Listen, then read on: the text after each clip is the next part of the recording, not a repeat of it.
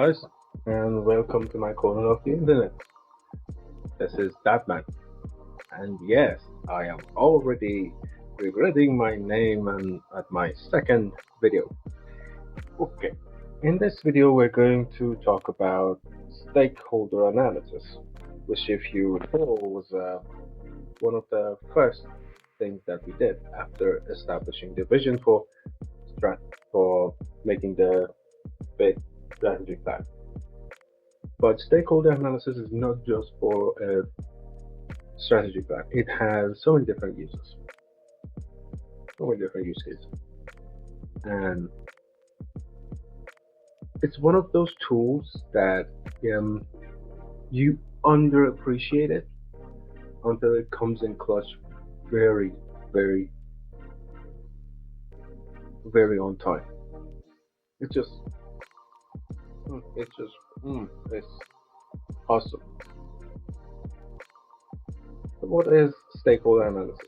Okay, stakeholder analysis is the analysis of your stakeholders. And what's a stakeholder? Stakeholder is a person who holds a stake in your endeavor.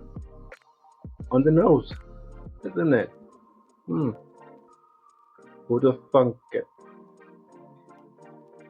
But seriously, like when you do something, every action has a reaction, right?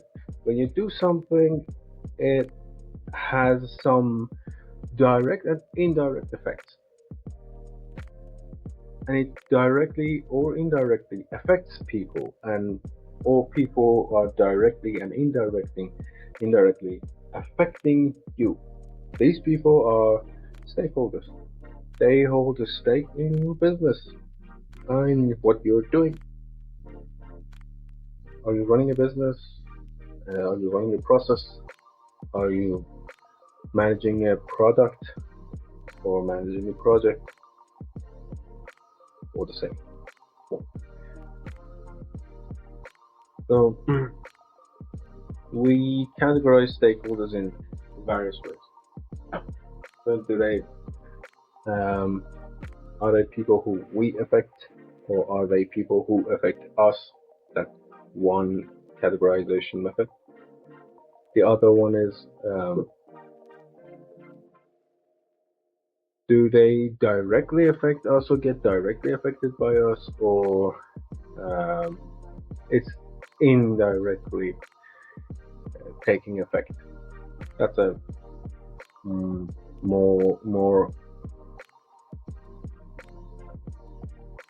accepted categorization, I think. And we call them primary stakeholders for those who directly get affected or directly affect us, and secondary stakeholders for those who indirectly affect. Now, what do we do why do we do it? As I told you, it's something you do, something basic you have to do. Usually, you can think of it as a due diligence of sorts. Also, it saves you a bunch of times. It's gonna come in clutch. It's a really important piece of information that you need to have, and it's just gonna come in clutch, and it's really important. And there are a lot of things that you need to base on your stakeholder analysis. The very least of which is your the structure of your relationships. That's the very basics of it. Now, we do these in project management and process management, product management, to avoid surprises, to build a necessary relationship, to involve the right people in the right process at the right time, and identify external opportunities and threats or risks for our project. Sometimes what you're doing is directly affecting someone badly, and you need to keep an eye on that. Change is not always good, not for everyone. Change you're trying to make might negatively affect someone else. So you need to know this, you need to analyze your stakeholders so you can manage and navigate your relationships. That's a very basic thing. You absolutely use it for different things. Lots of different things. Like, I don't know if you noticed, but your customers are basically one of your stakeholders. So yeah, you use this the data that you get to analyze your customers, and also when you're getting at the end of your strategy planning or the the uh, step in the process when you need to take feedback, it, it's a good thing to look back into. Like, oh, where are my stakeholders? Are these are my stakeholders? Maybe you can find other um, even customers within your stakeholders. Yes, like some B2B customers, you made a process that uh, it directly affected someone and they were really interested in it, and you found that while they were not directly involved with this, they were really interested in it, and you found that if you turn it into a full-on product on itself, as a standard product, it can actually sell as a software as a service or something. So it's really important. And as I said, on personal experience, it's just something that you have to do because it comes in clutch, and it's not that hard to do, ish, depending. So how do you do it? You usually use the power interest grid. What's power interest grid? It's grid that shows you the influence and the power of your stakeholders. So first you identify your stakeholders, list them up, then interests and influences, you rate them based off that, and you get a grid, and it turns into four quadrants for you. Now you get a quadrant of highly influenced, um, influencing, and highly interested people. People who have high power, high influence in what you're doing, and are highly interested are your key players, and you need to manage them closely. These are your friends or your worst enemies and worst nightmares. But right, there are people who have high influence but low interest. You need to keep them satisfied. These people are like extremely powerful. They can make or break your project altogether, and they don't care. Meh. They need to keep them satisfied. These are the people you suck up to, basically. Hmm. Low influence and high interest. Like extremely powerless, but extremely interested. Your poor customers. Customers mostly get into this either in this quadrant because they don't have that much influence. Usually, they don't have that much influence. It depends on the type of product or project that you're running. Anyway, so these people need to be kept informed. You need to keep them informed. Hey, this is what we're doing, and they're interested, and their interest won't die. Why do we do that? Because of their relationship with other stakeholders and me.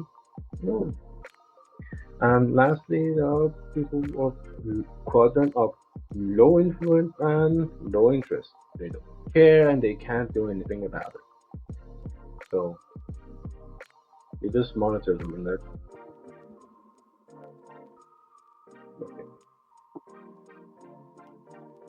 Like that. Monitor.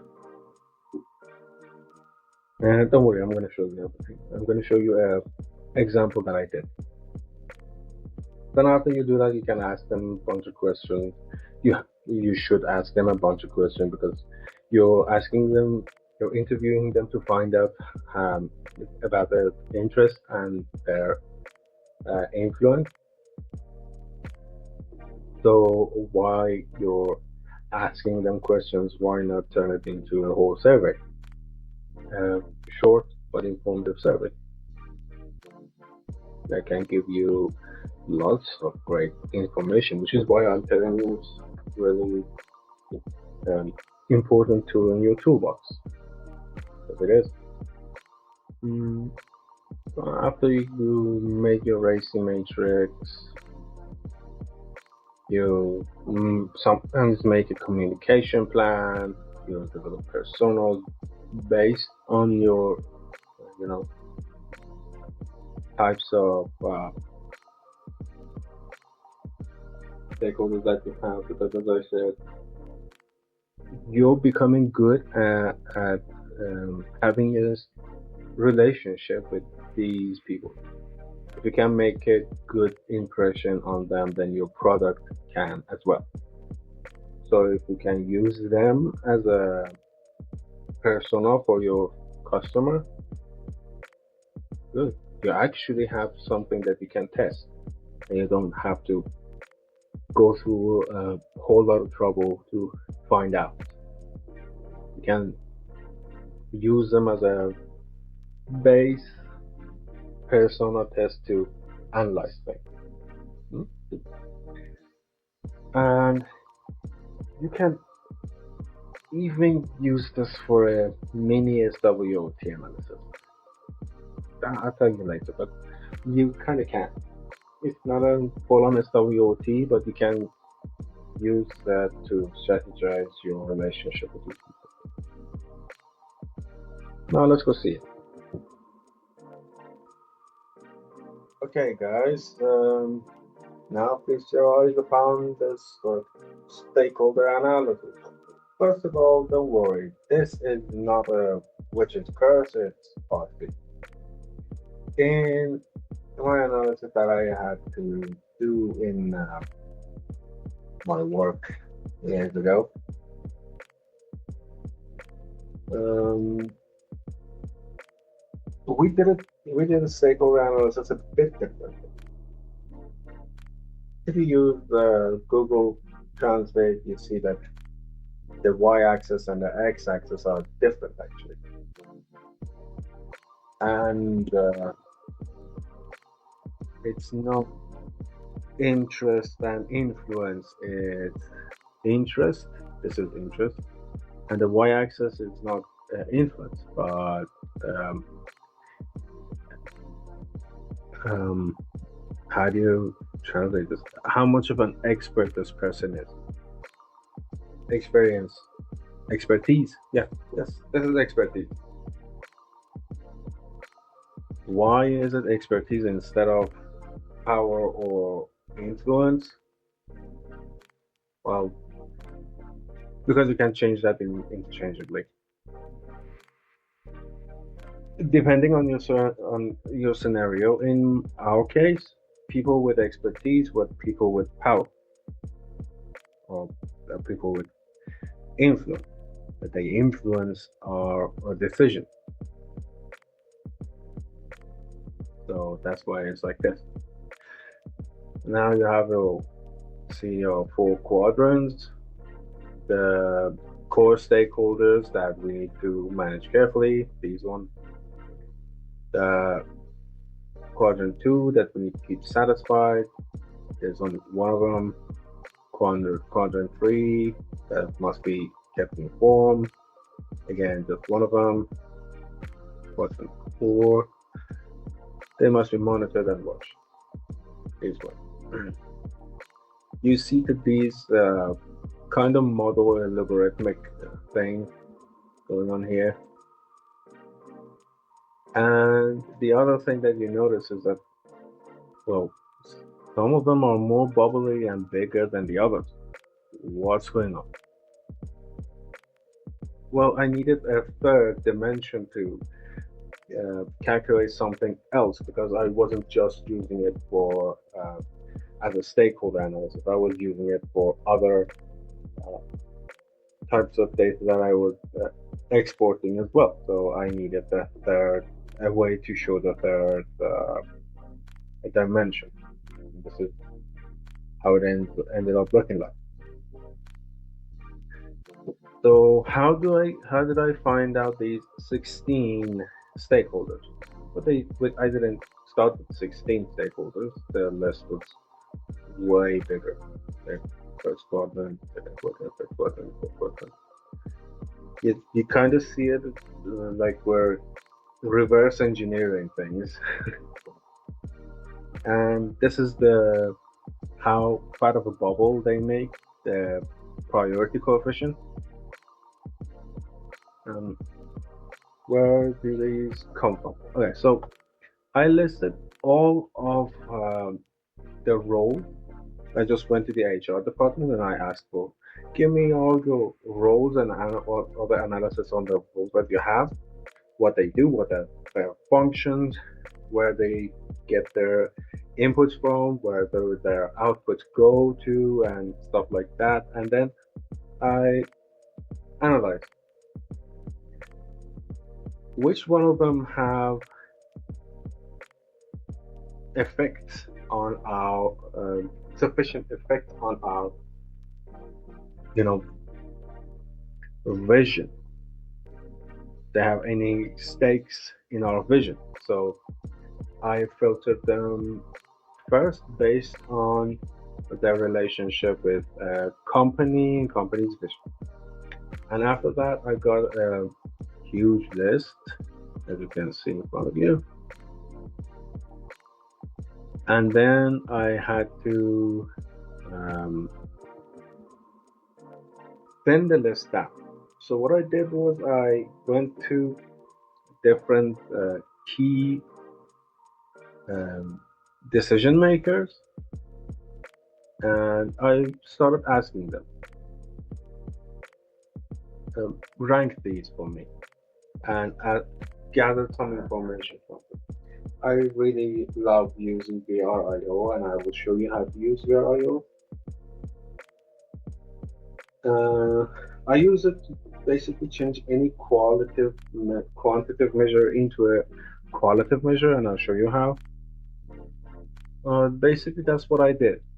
I firstly filtered them based on my own self, then ranked them based on my own insight, and then went and asked a bunch of managers and key people, key affecting people, that what do they think, and I this is an explanation on how these things end up being like that. I'll give you the file, so don't worry about it. And then after all the ranks, I listed them, the ranks that I gave, all the ranks that they got, and their average. And then after another set of calculations, I ended up with the priority coefficient. How much priority each stakeholder had to our company, our organization. Now, after priority list and stakeholders from quadrant 1, we found that these are the people that I needed to interview. And after that, there's a number of people that I needed to model. I need 11 people, 11 owners, 9 of the community store managers, resident near store, 8 of them, 18 people in investors and others, and I categorize them here again. one, you don't have to categorize them, but it's important. It comes in clutch. It's useful to that. And the number of people, how many people do you need to?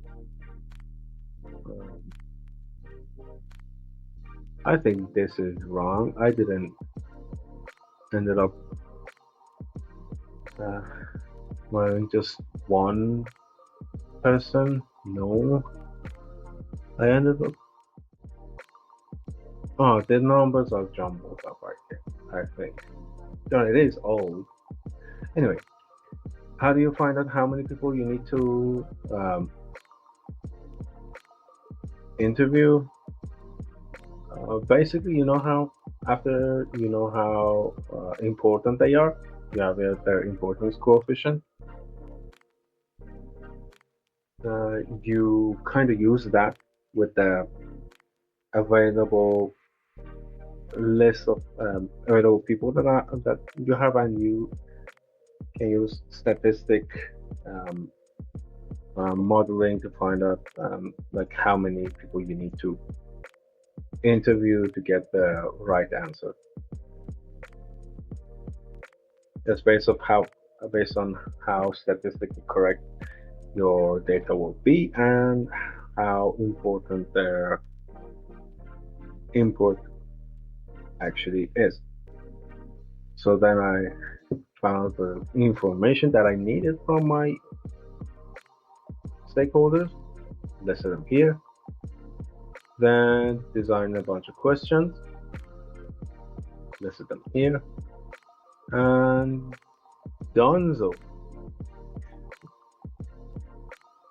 So how do we first understand how influential the guy is? That you can go to him and say, "Hey, how influential are you? How much influence do you have?" That's kind of that won't give you a right answer. So you ask Mr. Number two how much number one has influence. Like that. How much do you think this guy has influence from this guy? That this guy asks this guy and this guy. You know the gist. You can assign it randomly based on your um, interviews at the end, or you can again do it based on some sort of math that makes sense to you.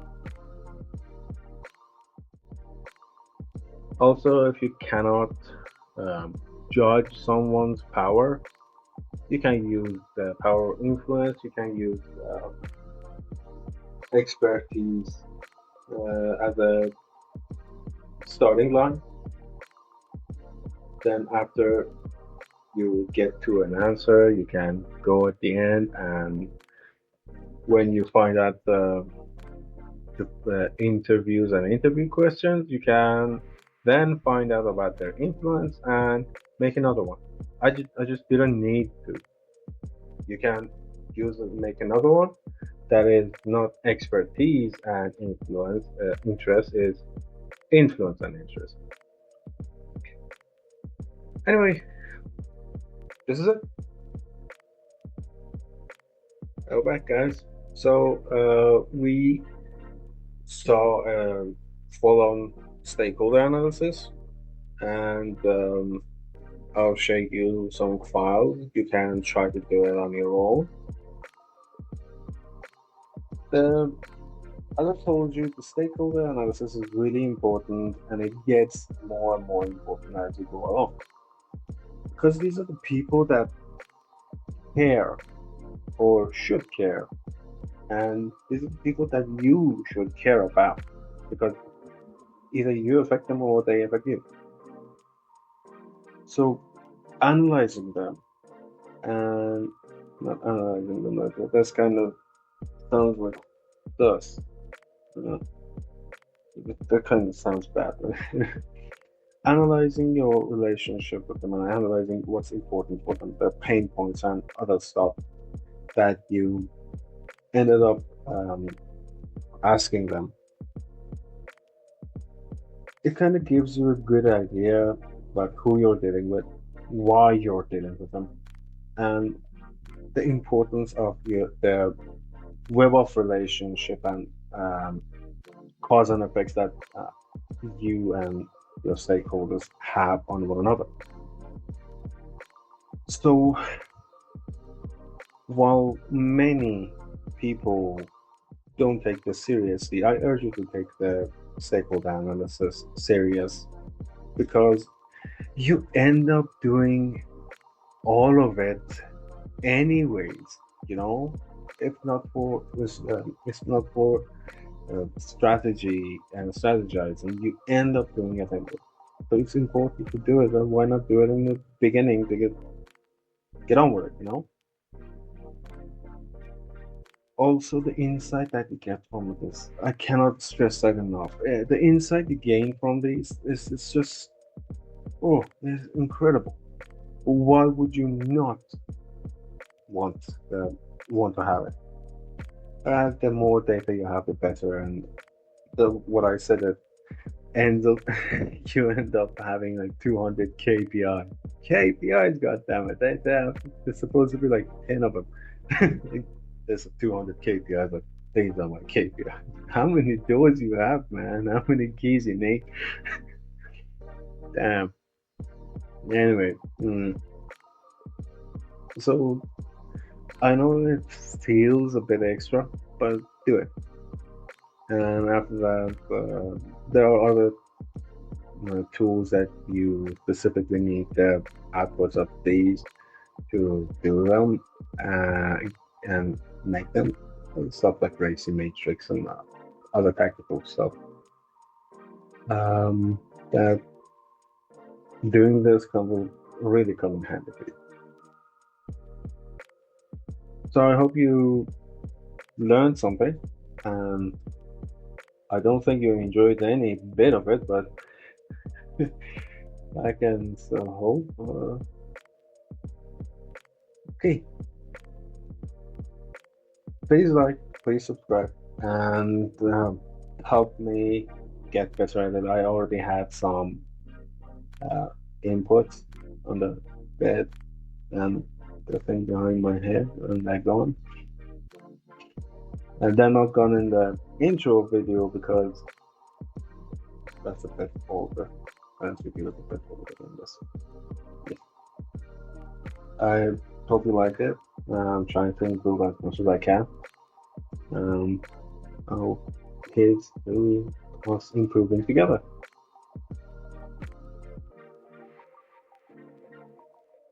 Goodbye.